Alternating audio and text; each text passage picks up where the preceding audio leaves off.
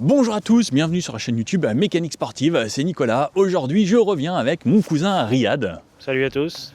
qui nous avait présenté son magnifique Volvo XC90 et cette fois-ci il est revenu avec une voiture familiale puisqu'il cherche des grands véhicules 7 places que tu avais dans le Volvo XC90 pour avoir toi une belle voiture etc. Et celle-ci que tu peux utiliser au quotidien ou qui sert également à ta femme. Alors ouais, effectivement, c'est plus le véhicule de ma femme parce que moi, au quotidien, je suis soit en utilitaire, soit à moto de par ma profession, mais c'est plus pour elle, ouais, effectivement. Je me permets de vous faire un petit break pour vous parler de Car Vertical. Avec le code MECA, vous avez des super réductions, mais surtout, c'est hyper important lorsque vous achetez une voiture d'occasion. Bah oui, l'exemple, un Volkswagen Tiguan, vous l'achetez, tout s'est bien passé, mais des fois vous entendez des craquements bizarres, parce que vous n'aviez pas fait votre Car Vertical avant. Regardez l'état, il a été déclaré salvage, ça veut dire très très mauvais état, c'était checké dans 40 pays, mais surtout, là on voit les photos, et les photos, elles sont pas belles à voir. Ah là là là là, très très mauvais état. Tout était abîmé, les airbags déclenchés de partout. Waouh, de tous les côtés. Quelques mois, en 2020, il repasse par les mains d'un autre professionnel et regardez, il est nickel. Tu te dis qu'il y a des carrossiers qui sont vraiment très très bons. Un peu plus bas, tu vois que c'est un véhicule qui a jamais été volé. Et surtout, tu vois le kilométrage avec son évolution. Donc il a bien été réparé, il a roulé un petit peu, mais un truc que tu ne veux surtout pas qu'il t'arrive, c'est que ton véhicule ait été comme ça il y a quelques années ou même quelques semaines. Donc c'est pour ça que le rapport Car Vertical est ultra important lorsque vous achetez une voiture d'occasion pour ne pas vous faire arnaquer. Et grâce au code MECA, vous pouvez en profiter, vous partager à vos amis, cliquez dans le lien dans la description, ça vous applique une réduction instantanée de 20%. Et ça pour 1, 2, 3, 10 rapports, même si vous êtes professionnel, n'hésitez pas à utiliser le code MECA. Et même le partager à vos amis pour que je vous refasse plein de vidéos sur les voitures d'occasion. D'ailleurs, n'hésitez pas à me mettre dans les commentaires qu'est-ce que vous voudriez que je fasse comme prochaine voiture. On avait fait des vidéos de voitures d'occasion, ça vous avait bien plu. Et là, je me suis dit, tiens, des véhicules comme ça, des 7 places, au final, comme on avait dit l'autre fois, il y en a très très peu en France. Un format assez compact, les monospaces, ça disparaît actuellement. Il n'y a plus aucun monospace, il me semble, sur le marché. Puisque Scénic, ça n'existe plus. Ouais. Le Touran, pour moi, il s'est arrêté également. Il y avait à l'époque un peu plus gros chez Volkswagen également le Charan. Le Charan. Alors, c'est des véhicules que tu retrouves toujours comme le Scénic aujourd'hui, mais disons qu'il est moins typé monospace, il n'a plus les fameuses banquettes individuelles, chose pour laquelle on prenait réellement des monospaces. Nous, on cherchait vraiment un 7 places, donc on vous le présentera par la suite, mais celui-ci, du coup, il est équipé des 7 sièges individuels. Après, Touran, tu l'as encore celui-ci sur du 2025-2026. Mais je pense que la mode, elle est quand même pas mal au SUV, donc les gens n'achètent plus vraiment de monospace. Voilà. Ouais, c'est vrai. Moi, je vois quasiment plus de monospace récents, mais on va pouvoir en refaire le tour. Vous allez voir, parce que moi, je trouvais ça encore assez sympa à l'époque, puisqu'on a de la place, on avait un look standard, on avait l'habitude justement des monospaces. Là, toi, tu as mis les barres de toit pour rajouter un coffre de toit, parce qu'effectivement, quand on est en 7 places, c'est pas forcément facile d'avoir du coffre. T'as quasi pas de coffre. Mais par contre, les surfaces vitrées, ça c'est également un élément rare qui n'existe plus aujourd'hui. Avoir des grandes vitres comme ça, ça n'existe plus. Tous les SUV veulent des toutes petites vitres et on perd tout justement ces éléments de luminosité, même ces arrières carrés. Parce que tu as vu maintenant, ils font des trucs vraiment coupés. Alors que là, justement, on avait de la place, on pouvait remplir jusqu'en haut. Et c'était ça le gros avantage des monospaces. Après, il est de quelle année celui-ci ? 2016. Celui-ci. 2016. Donc il a 10 ans. Voilà, 10 ans, on est en 2026. Moi, je trouve que ça fait pas tant daté que ça, on n'a pas l'impression que c'est une voiture qui a 10 ans. Non, ça va. Alors tu vois que c'est pas tout récent non plus. C'est sûr que si tu le mets à côté des voitures modernes, elles ont des beaux feux à LED, des beaux feux xénon, etc. Celle-ci, c'est pas le cas, mais dans l'ensemble, ça fait pas non plus très vieillot, quoi. Je veux dire. Ouais, complètement. Moi, je trouve que ça va bien. Pour ceux qui ont connu ta Citroën Saxo, c'est vrai que ça fait pas. Voilà. La Citroën, c'était quand même une vieille voiture. Hein. Elle me manque, moi d'ailleurs, cette voiture. Je l'aimais beaucoup. Donc, niveau motorisation, il existait en 1,6 litre, comme tu as là, en TDI. C'est ça. Il existait en essence également, donc 110 chevaux sur ces versions. À l'époque, il y avait d'autres versions. Donc, la génération 1, là on a une génération 2, a duré 13 ans quasiment, de 2003 jusqu'à quasiment fin 2015. Ouais, c'est ça. Donc c'était une très longue carrière niveau durée de vie. Et ensuite donc il y a eu cette génération 2. La plupart des gens ils le prenaient en diesel, parce que le diesel c'est quand même beaucoup plus intéressant. Il a combien de kilomètres le tien ? Il a aux alentours des 170 000 si je dis pas de bêtises. Ok. 170 000, franchement, l'entretien est à jour. pas de grosses réparations, pas un historique non plus catastrophique, mis à part les entretiens courants. La courroie de distrib est toujours d'origine, elle sera changée à 180 000. Ok. Donc non, pour le moment, ça La courroie va. de distrib, normalement, c'est tous les combien d'années? C'est seulement au kilométrage sur ces voitures? C'est pas normalement tous les 7 ans ou 8 ans, quelque chose comme ça, Ouais, si je dis pas de bêtises? peut-être, effectivement, mais Bon, ça tient pour le moment. ça tient pour le moment. Vous savez On que verra moi, bien où ma ça tient Saxo plus, mais- avait une courroie de distribution d'origine de 1998, elle a jamais Tu lâché. vois, ouais, comme quoi. Donc il y en a certaines qui tiennent très longtemps. Par contre, effectivement, courroie de distribution, si ça casse, eh bien le moteur est HS, Exactement. malheureusement. Donc voilà, si c'est préconisé à 180 000, normalement c'est 180 000 ou un nombre d'années, un peu comme les révisions. Mais bon, là, elle a que 10 ans, Non, on mais va je dire, pense c'est que pas non plus excessif. d'ici cet été, on la fera. Après, on roule pas non plus énormément avec. Hein. Et elle fait des trajets quotidiens, très courte distance. Ok. Voilà. Pour raconter un peu l'histoire de l'achat du Touran, c'est qu'avant mon épouse était sur un SUV 5 places, type Renault Kadjar. Très bon véhicule, vraiment, très, très confortable, moteur assez souple. Elle avait le 1,5 litre DCI 110, pareil, Ok. Donc un diesel. en également. diesel, en 110 chevaux, très fiable. On n'a jamais eu de souci avec. On l'a gardé quand même quelques années, on n'a jamais eu de souci avec. Mais bon, après, moi, on est vite arrivé à la conclusion qu'au quotidien, c'est vraiment un 7 places qu'il nous fallait. Ouais. Non pas qu'on a 5 gosses, mais c'est juste que bon, le coffre est quand même plus important, donc on peut vraiment y mettre poussettes, courses, etc. Pas mal d'affaires pour les enfants, les ballons, les vélos et compagnie. On va voir, en plus là, on a des sièges bébés sur les deux Ouais, rangées arrière, des sièges bébés, ce qui est effectivement. pratique. Tu peux mettre combien de sièges bébés dans celle-ci? Eh ben, tu sais que l'avantage, alors pour vous raconter l'anecdote, nous on a beaucoup hésité entre Touran et Scénic. Ok. Et le choix s'est porté sur Touran parce qu'on le trouve un peu plus spacieux. Ok. Et le gros avantage du Touran, c'est qu'il a 5 places isofixes. Donc Ok. la rangée du milieu, les 3, plus les 2 à l'arrière. D'accord. Ils Ça, sont c'est isofixes. un réel avantage, ouais, Ouais, effectivement. c'est pas mal. Parce que pouvoir mettre 5 sièges bébés, c'est devenu très rare aujourd'hui. Des fois, c'est 3 parce que de temps en temps, il y a la place avant. Est-ce que celle-là, la place avant, l'isofix aussi? Eh ben, pas à ma connaissance. il je semble pense pas, pas. hein. Je regarde Ok. tout de suite. Non, je pense pas. Non, on n'a pas effectivement. Donc quand même 3 sièges bébés à l'arrière. Et regardez, on va vous faire un petit aperçu tout de suite. Donc là, celui-ci, c'est un modèle avec le support, donc il prend quand même pas mal de place. Et donc c'est assez pratique également. Donc ça, on peut en mettre 3 au final, comme tu disais, parce qu'on a des sièges séparés à chaque fois. C'est pareil. Ouais, Chacun a un individuel. vrai siège. Et ça également, c'était le gros avantage du monospace. Et normalement, si je dis pas de bêtises, ils sont sur rail, donc on peut coulisser siège par Exactement. siège. Tu peux coulisser, tout à fait. Ok, donc plutôt pas mal. Pour revenir à cette motorisation, donc on avait dit que c'était le 1,6 litre. Il existait en 2 litres TDI, si je dis pas de bêtises, en 150 chevaux.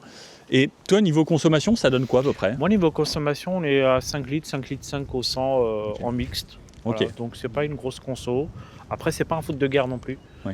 Pour être honnête, c'est un véhicule qu'on utilise, que mon épouse utilise pour ses petits trajets quotidiens, qui est spacieux, donc elle peut y caser pas mal d'affaires, etc. Mais lorsqu'on prend la route, comme là par exemple pour les vacances de Noël, on a été en Angleterre, et puis bon voilà, on prend un peu le large. On évite de prendre celui-ci.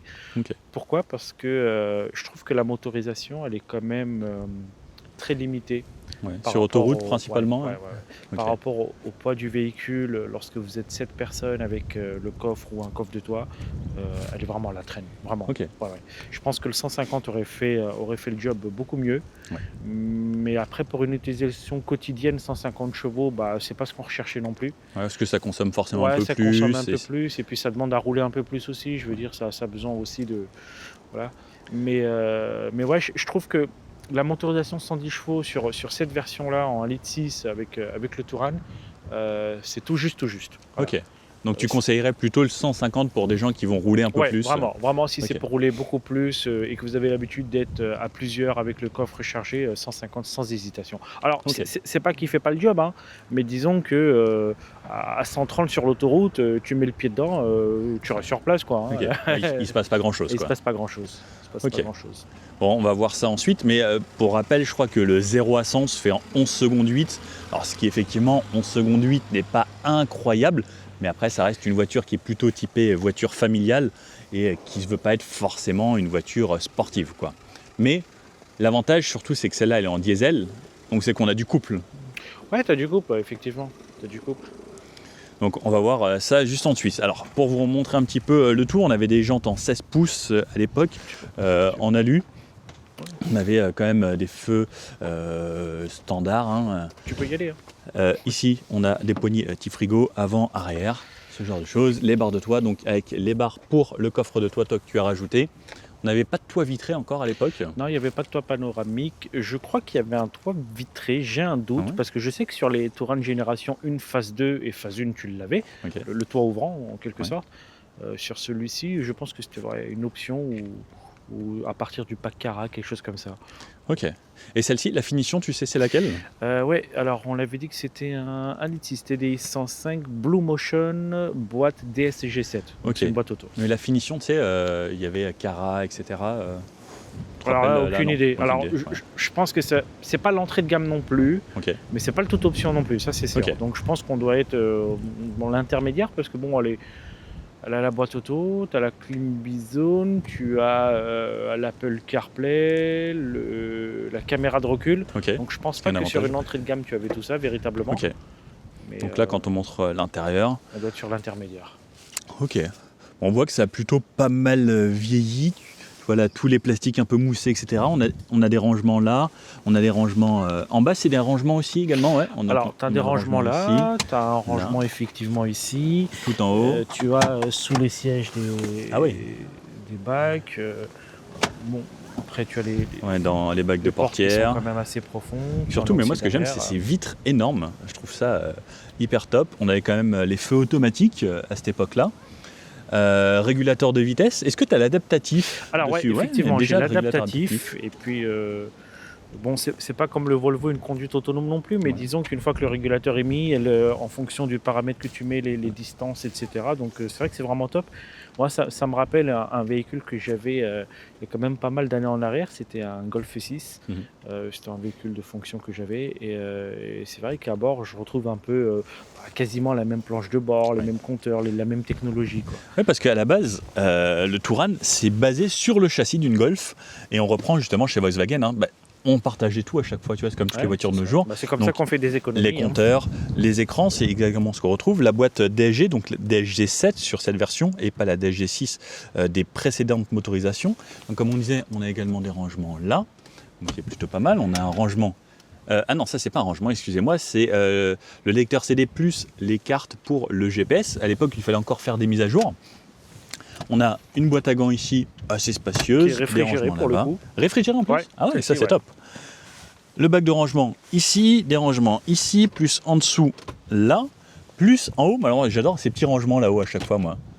Ça là, alors tu peux mettre 2 paires de lunettes. 2 paires de lunettes. Ah ça par contre c'est la classe. Celui-ci plus un qui est encore beaucoup plus grand. Waouh, celui-ci est gigantesque.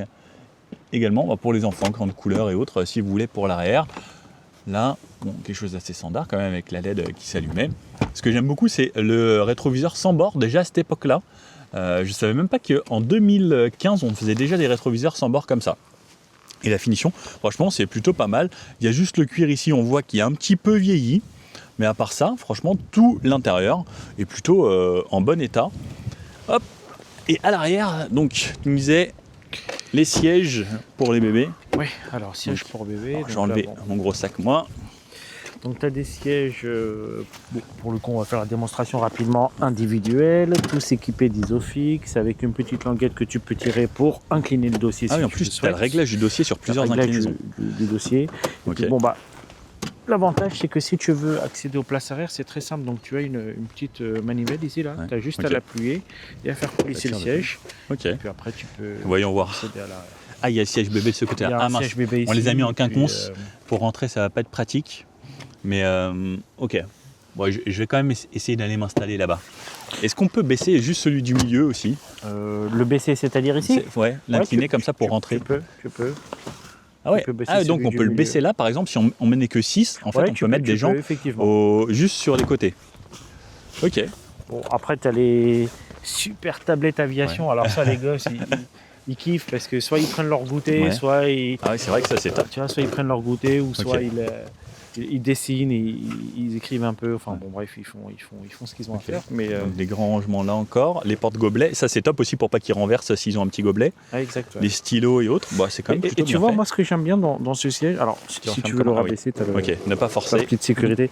Okay. Ce que j'aime bien, moi, sur les sièges du Touran, c'est que sur la face arrière, tu sais, tu as des poches de rangement.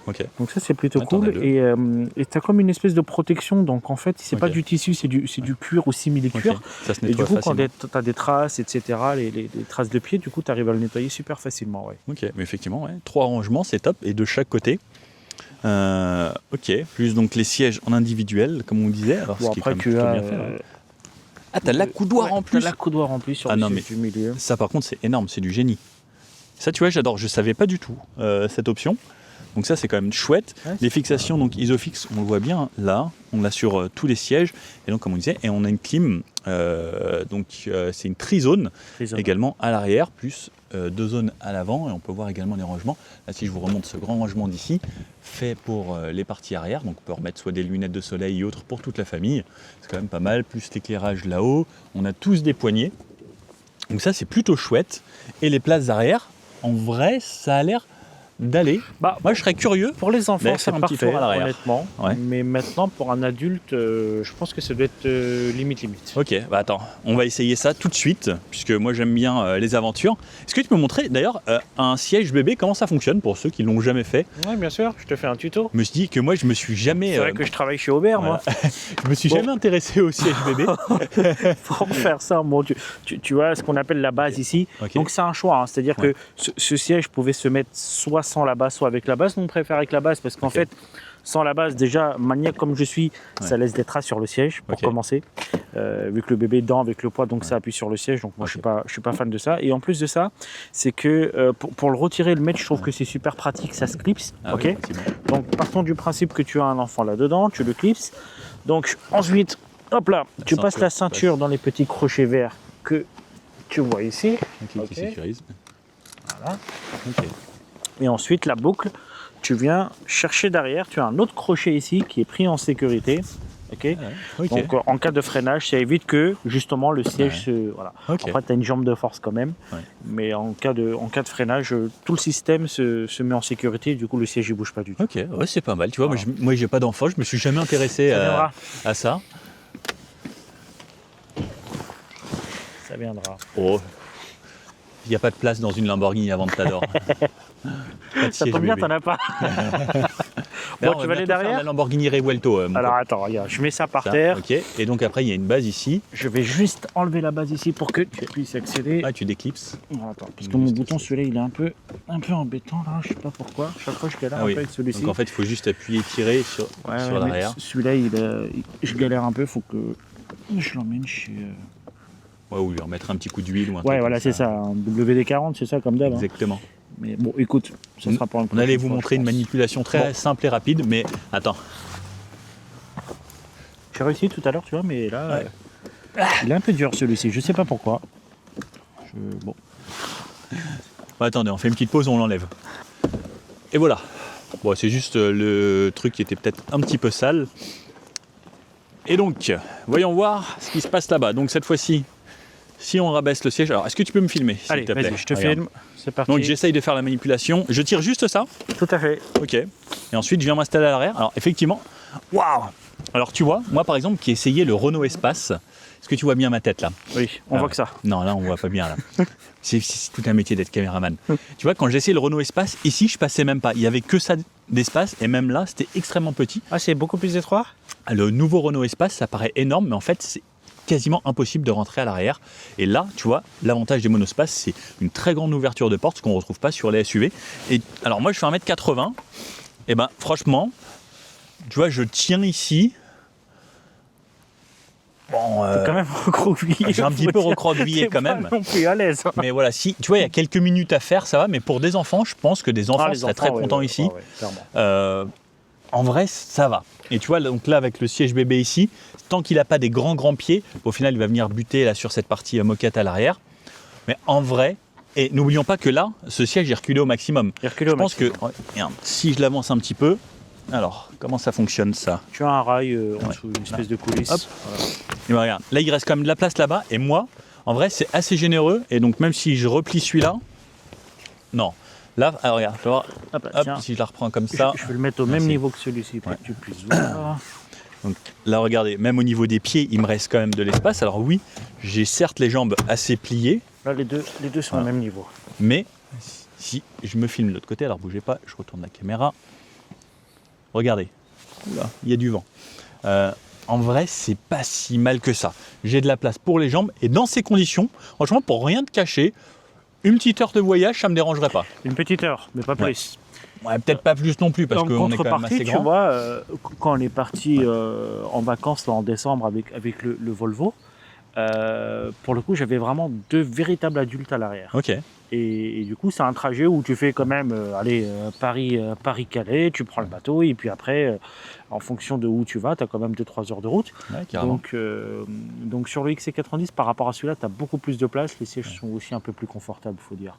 Ouais. Bon, après, c'est pas la même gamme de voiture. Voilà, c'est pas la même gamme, c'est pas les mêmes prix. Non. Est-ce que là, d'ailleurs, au niveau tarif, tu en es à combien? J'en suis à combien, c'est-à-dire Au tarif, tu l'as acheté combien? Aux alentours des 13 000. Ok. Ouais. De ce que je regardais, c'est à peu près entre 13 et 17 000 pour un véhicule qui a entre 100 et 150 000 km. 13 290, quelque chose comme ça. Ok, intéressant.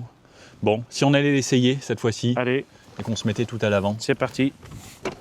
Merci papa. Alors, vous n'avez pas montré à l'arrière également, donc lorsqu'on est en position 7 places, il reste tout petit volume de coffre. Alors je vous avoue que c'est pas grand chose, ça doit être 80 litres à peu près. Alors c'est vraiment tout petit, on peut mettre des petits sacs à dos quand même là ici, au cas où ramener les enfants de l'école ou ce genre de choses. Et ensuite là on rappuie. Alors ouais, appuie-tête. Tu baisses l'appui-tête tout simplement et puis après regarde juste ici. Tac. Ok. Et donc là, on a beaucoup plus de place. Alors, si je dis pas de bêtises, on va jusqu'à environ 500 litres jusqu'à la plage arrière ici. Et c'est 700, bougez pas parce que j'avais fait une fiche quand même que j'ai pas lu du tout, 743 litres en 5 places lorsqu'on remplit tout. Alors, ce qui est assez volumineux également. Et surtout, on peut le faire une place par une place. Ça, c'est un gros avantage. Ouais, tout à fait. C'est pas une banquette, c'est des sièges individuels, même à l'arrière. Et on peut garder par exemple 4 places en ayant les 2 sièges devant, plus les 2 du côté. Par exemple, si vous devez charger quelque chose de long ici, eh bien, ça reste aussi assez avantageux.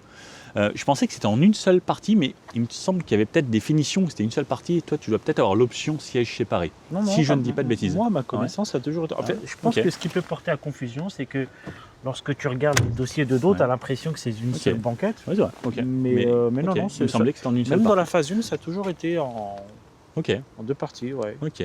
Seul avantage, par exemple, qu'avait le Scénic, c'est qu'eux, ils avaient un truc électronique. Et en fait, de l'écran, tu pouvais rabaisser toutes les banquettes. Ouais, ça, c'était avantage avec des boutons. Bon, ça évitait de faire ça. Ouais, tout mais à fait. Bon, voilà. Est-ce qu'on est vraiment à 2 minutes près dans la vie? Bon, si vous rabattez souvent, oui, pourquoi pas. Mais là, on va voir maintenant ce que ça donne également sur la route cette fois-ci. Allez, c'est donc parti. Donc, Riyad m'emmène en balade. Ouais, donc, boîte automatique, comme on disait. Tu as 2 positions, tu as quand même drive et sport. Et sport. Alors, le sport, moi, je l'utilise, mais uniquement lorsque tu as des montées quand même assez hard, on va dire, entre parenthèses. Et du coup, elle me sert. Voilà, elle me sert vraiment. Okay. Mais sinon, le reste du temps, non, je n'ai pas réellement l'utilité de la boîte sport. Ok. Après, est-ce que c'est confortable à rouler au quotidien? C'est facile? Bah écoute, ouais, au quotidien, c'est assez facile. Même si c'est un 7 places, ça reste un 7 places quand même assez compact, on va dire. Hein. Il n'est pas très long, il n'est pas très large. Donc non, c'est assez facile, il est confortable, il est spacieux. Un peu bruyant, mais ce qui est normal parce que ça reste une allemande, quelque part. Et bon, Volkswagen est connu pour avoir des moteurs peut-être fiables, mais assez bruyants dans l'ensemble. Donc voilà. Mais non, je veux pas réellement de... Voilà, disons que pour faire des petits trajets quotidiens ou un petit week-end à aller à 2 heures d'ici, c'est amplement suffisant. Voilà. Okay. Après, pour des distances plus longues, avec cette motorisation, moi, je suis pas convaincu pour le moment. Okay. Oui, parce que maintenant aussi, tu t'es habitué un petit peu mieux. Je me suis beaucoup habitué. Effectivement. Mais au final, tu vois, ce que j'aime bien avec la boîte DG, c'est une boîte qui est réputée pour être très souple. Très souple, ouais. Tu ne changes pas le changement de vitesse, tu le sens à peine. Donc ça, c'est quand même plutôt agréable. Là, il y a des sortes de petits dodanes. On sent une suspension qui est un petit peu ferme, mais à l'allemande, les Allemands ont toujours des suspensions où c'est un petit peu plus ferme, mais également ça permet à la voiture d'avoir une meilleure tenue de caisse. Et en fait, ça fait que la voiture, elle se vautre un peu moins. Et surtout, ce qu'il faut savoir, c'est que les voitures 7 places ont des suspensions également adaptées au fait d'être chargées, parce que lorsqu'on est tout seul dans la voiture, eh bien, c'est totalement différent. Et donc, le fait d'avoir 7 places plus le chargement, eh bien, il faut prendre en compte le poids des 7 personnes, surtout si on peut mettre 7 adultes. Donc 7 adultes, on va dire qu'on fait 80 kg chacun, bah, ça amène quand même au moins 400 kg de plus, plus le chargement. Donc forcément, les amortisseurs sont un peu différents. Et le Start and Stop, toi, tu l'as désactivé, t'aimes pas le Start and Stop? Alors, c'est pas que j'aime pas, mais sur cette motorisation, je trouve que ça fait juste un boucan en fer, plus qu'autre chose, vraiment. À chaque fois que ça redémarre? Ouais, à chaque fois que ça redémarre, enfin, c'est pas pratique, et puis c'est pas aussi réactif que les Start and Stop d'aujourd'hui, qui à peine l'accélérateur effleuré, ça y est, ça redémarre là. Et bon, c'est quand même l'une des premières générations, je pense, à être équipée de Start and Stop, donc c'était pas encore totalement au point. Moi, je suis pas un grand fan de voilà. Ouais, c'était vraiment un alterno démarreur qui vraiment va entraîner tout ça. C'est effectivement un petit peu moins bien que les hybridations 48 volts de nos jours. Là, c'était juste des grosses batteries 12 volts. On n'avait qu'une seule batterie. Effectivement, ça peut faire la différence quand même. Mais ça a l'air pas mal. Non, c'est pas mal. Là, je serais curieux. Est-ce que tu te garais bien là, que j'essaye un monospace?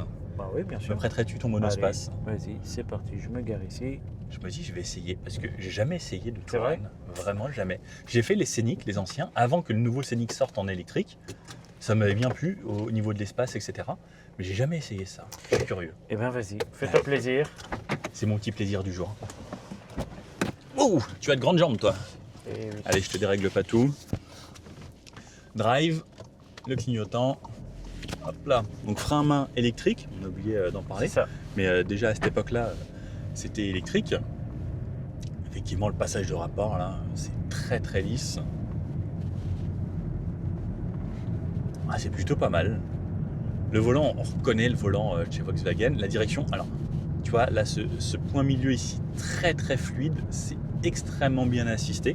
Alors ça, je pense que les familles aiment bien ça. Il y avait à l'époque aussi les C4, etc., qui étaient ces genres de grands monospaces, qui au final, de nos jours, valent à peu près le prix de ce Touran. Alors j'avoue que moi, j'ai un petit peu plus peur de la fiabilité de tout ce qui est Stellantis d'époque. Ouais, la direction est pas mal. Alors ce que j'aime bien, c'est que sur le point milieu, en fait, c'est très très souple. Et par contre, quand tu te mets à tourner un petit peu plus, on sent qu'il y a un petit peu plus de fermeté. Donc tu as quand même un ressenti assez agréable. Tu sens un petit peu ce que la voiture fait, plutôt qu'une direction beaucoup trop assistée. Trop assistée, oui, effectivement. Les accoudoirs des deux côtés, bon, pour une voiture qui est censée faire de la route, ça reste pour moi un indispensable. Ce que j'aime, c'est effectivement cette visibilité dont je parlais tout à l'heure également, qu'on retrouve plus sur les voitures de nos jours, cet espace.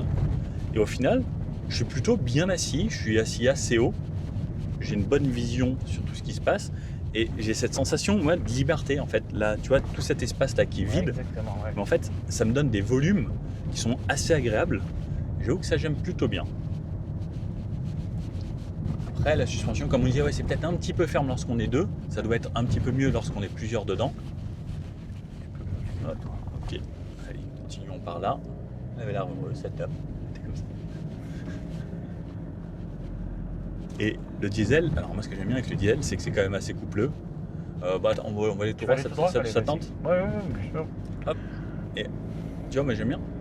Franchement, lorsqu'on est deux comme ça relance quand même correctement, on n'a pas besoin de plus. Non, c'est ce que je disais tout à l'heure, c'est une fois que vous êtes minimum 5 avec un peu d'affaires dans le coffre, là, faut pas compter sur les relances, quoi. Ouais, carrément. Bon, on va aller voir sur une route qui va un petit peu plus vite ce que ça donne. Alors, lorsqu'on est en ville comme ça, qu'on a besoin de s'insérer, bon, ça y va gentiment, c'est très progressif sur le début. Après, on a des sièges qui ont l'air de quand même plutôt bien maintenir en virage. Tu vois, là, quand je tourne, au final, on est bien dans les sièges. Pour une voiture qui va faire de la route, je pense que c'est pas mal aussi, tu vois, pour éviter de se balader un petit peu trop dans le siège. Et toi qui es grande, tu fais quelle taille toi déjà? Un peu moins d'1,90 m. Ouais. Et toi, t'es comment dans les sièges? Moi, je suis très bien. Ouais, je suis confortable. Et franchement, moi aussi, je suis bien. C'est assez ouvert, mais avec du maintien latéral. Mais c'est plutôt correct. Alors effectivement, comme je disais, le moteur, dès qu'on monte un petit peu en rythme, on l'entend. Après, un régime stabilisé, ça reste plutôt correct. On a une pédale de frein progressive. Si on appuie fort, par contre, on sent que ça va bien mordre, ce qui est quand même une bonne nouvelle, surtout lorsqu'on est 7 et bien chargé. Hop. Ici. Ah, lui, il a fini dans le rond-point. Tu peux prendre la seconde ici si tu veux. Par ici, là? Ouais. Ok. Comme ça, on va redescendre. D'accord, je suis jamais passé par là. Hop. Et donc, les réaccélérations. Bon, à 2, moi je trouve ça plutôt correct, tu vois. À 2. C'est certes pas très punchy, mais bon, on n'a que 110 chevaux dans une voiture quand même assez grosse. Et aujourd'hui, on sait que même une Clio, ça fait 160 chevaux en hybride. Enfin, c'est devenu assez bluffant. Toutes les voitures ont énormément de puissance de nos jours. Une petite MG3 en hybride plus, ça fait 200 chevaux. En fait, on s'est habitué, par exemple, ça, là, un ZS, ça fait 200 chevaux. Un Duster, ça fait 155 chevaux aujourd'hui. En fait, tout a pris beaucoup de puissance. Et à l'époque, je trouve qu'on prenait plus le temps. N'hésitez pas à me dire ce que vous en pensez. Mais c'est vrai qu'aujourd'hui, on veut que ce soit rapide, dynamique. Je suis d'accord avec toi. Et l'électrique, ça donne encore plus cette sensation de puissance et qui marche à chaque fois assez fort. Allez, on va aller se faire une petite insertion sur l'autoroute. Allez. Voir ce que ça donne. Ça va me permettre de faire un petit test d'accélération. Décrasser un petit peu ce diesel. Tu pourras prendre à gauche. Je n'ai jamais passé par là, je crois. Ah oui? À chaque fois, je fais le tour par là-bas. Bah pour les connaisseurs, on a la prison de Réau, là où il y a une évasion spectaculaire il y a quelques années. Spectaculaire avec un hélicoptère. Et, à droite, là? Ouais, c'est à droite. Donc on est juste à côté. Quoi. Ouais, tu vois, niveau châssis, moi je trouve ça plutôt agréable. Alors, tu dis, ça prend le châssis d'une Golf, donc en soi, c'est plutôt pas mal ce qu'ils ont fait sur la Golf. Donc bon. Ouais, c'est plutôt pas mal. Alors regarde, là tu vois. Une prise au vent qui est un peu plus importante aussi. Donc... On va voir. Là, il n'y a absolument personne ici. On va se faire un petit 0 à 100, voir ce que ça donne. Tu l'avais déjà fait ça avec cette voiture? Non. Je sais, personne ne fait ça normalement, mais là on arrive à 30, 40, 50, 60, 80. Là, ça commence à s'essouffler un petit peu. 90 et 100. Bon, tu vois, on va être proche de 12 secondes, je pense. C'est 11 secondes 8 normalement qui était annoncé. Donc je pense qu'on y est. Donc là, on est à 110. Alors effectivement, tu as le régulateur et régulateur adaptatif, comme tu disais. Ouais. On a un petit peu de bruit du vent. Ouais, effectivement, sur les montants, les custom. Là, moi, je l'entends un petit peu mon avant gauche, toi un petit peu à l'avant droit. Ça me paraît pas déconnant. Alors, si je me mets à 110, hop, je me mets. Alors, ça, c'est le limiteur. Non, moi, je veux le régulateur de distance, ACC. Et voilà. Alors toi, tu as les barres de toit, on entend un petit peu le son des barres de toit. Exactement. Normalement, ça, on n'a pas ce bruit là-haut. On a 2000 tours minute en 7e rapport, ce qui est top pour un moteur diesel. Maintenant, ils font des boîtes encore un petit peu plus longues pour être encore plus bas dans les tours. C'est ça. En virage, alors elle s'appuie un petit peu, je trouve. Mais son but, c'est d'être un minimum confortable pour le quotidien. Non, mais je veux dire que pour faire le job, ça suffit. Tu n'as pas besoin de plus dans les médias. Mais... Bon, au final, c'est une bonne voiture familiale, surtout avec de l'espace, à un prix qui reste relativement correct. On trouve les premières générations. Alors, j'ai fouillé un petit peu sur le bon coin, entre 5 000 et 6 000 euros pour les premiers avec pas mal de kilomètres. Après, ce qu'il faut savoir, c'est que plus votre voiture sera kilométrée, plus forcément il va y avoir de frais à faire dessus, des roulements, des embrayages, des suspensions, des freins, etc. Le but, c'est de choisir une voiture quand même bien entretenue. Toi, est-ce que tu as fait attention à ça quand tu l'as acheté ou pas? Ouais, tout à fait, j'ai fait attention à ça. Et puis bon, moi je l'ai racheté à un professionnel, donc avec une garantie d'1 an sur le véhicule. Okay. Et bon, elle vient, c'est une seconde main. Donc elle vient du groupe Volkswagen. Donc avec un carnet d'entretien connu, on va dire. Ok, ce qui est plutôt pas mal. Et toi, tu as fait combien de kilomètres à peu près avec celle-là?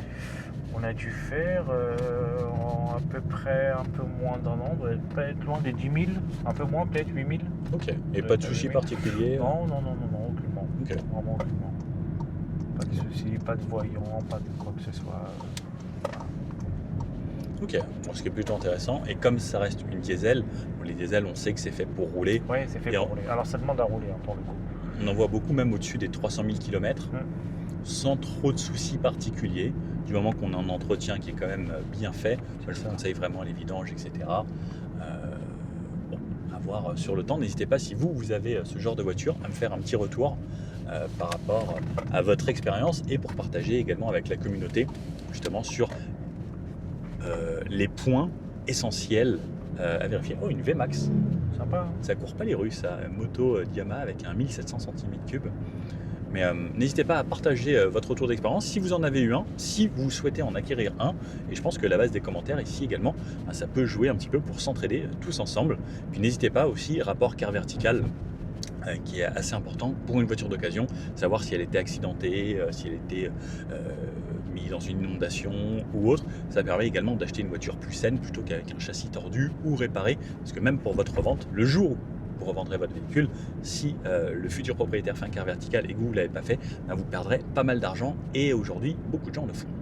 Bon, Riyad, merci en tout cas je t'en prie, avec plaisir, pour cette petite balade. On se fera peut-être, lorsqu'il fera un peu plus beau, la moto, ça peut être sympa, comme ça je vous présenterai la moto. Ça peut être sympa puisque sur la chaîne on fait également de la moto. Exactement. Est-ce que vous êtes motard vous? C'est la question, parce que je sais qu'en France il y a plein de gens qui sont motards, on n'en parle pas souvent, il y a plein de motards d'été comme moi, tu vois, moi j'aime bien, je commence à rouler à partir d'avril, mai. Toi tu roules un peu toute l'année? Moi je roule toute l'année. Ah, Ouais, vraiment je roule toute l'année. Bon après, lorsque tu as de fortes pluies ou alors du verglas, j'évite. Mais je roule toute l'année, mais j'alterne beaucoup avec mon utilitaire et puis voilà. Donc, ok. Bon bah pourquoi pas, vous nous dites dans les commentaires. Et puis si vous avez des questions, n'hésitez pas, juste en dessous. Allez, à bientôt, ciao.